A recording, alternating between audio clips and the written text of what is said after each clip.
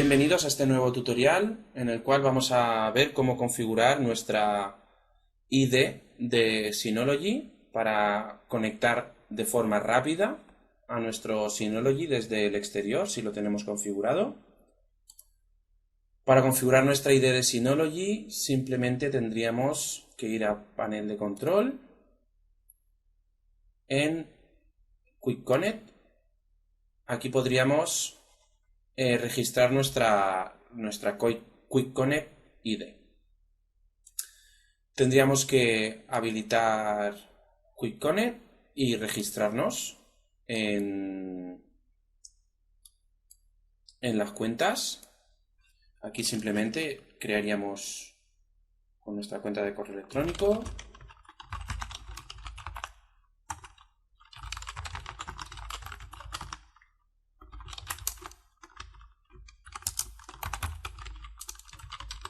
¿Vale? Rellenamos con nuestro correo electrónico, repetimos la contraseña 2 veces y ponemos nuestro nombre, que en este caso vamos a poner Cloudea.com.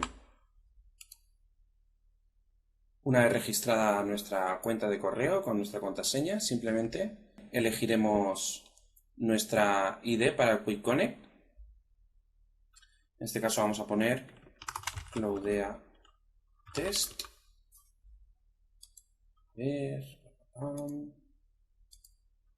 Cloudea Test y le damos a aplicar. Ya tenemos configurada nuestra Quick Connect ID. En este caso, para acceder a nuestro Synology, simplemente tendríamos que recordar esta dirección y tendríamos conexión directa a nuestro Synology.